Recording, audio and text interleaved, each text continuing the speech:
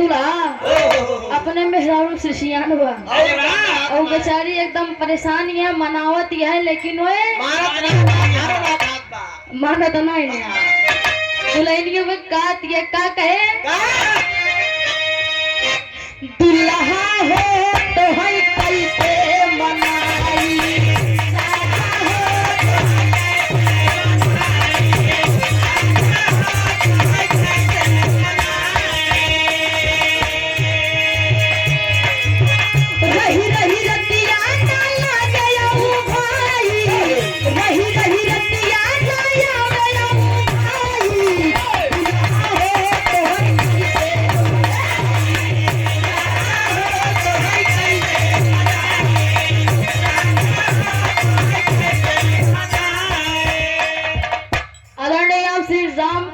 यादव रामापुर दुलाग मौसिया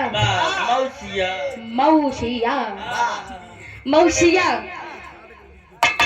भैया जी की तरफ से 51 रुपए का महान आशीर्वाद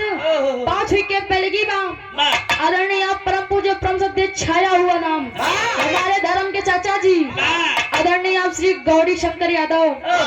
गीता नगर की पावन धरती से चाचा जी की तरफ से 101 रुपए का महान आशीर्वाद इस गीत पे खुश हो करके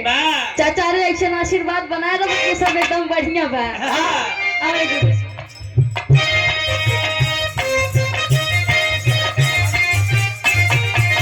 टाइम ज्यादा नहीं ले रहे गुरु जी नंबर बा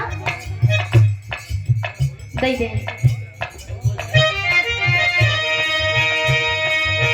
रही रही रतिया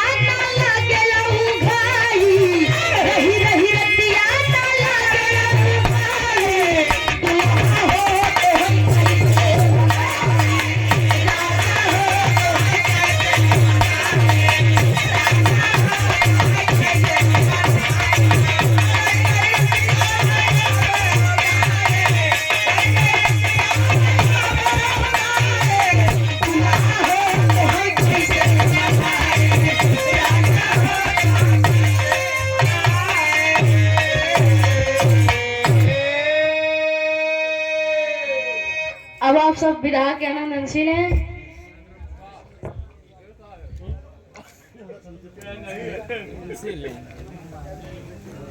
राजा होता है कैसे है।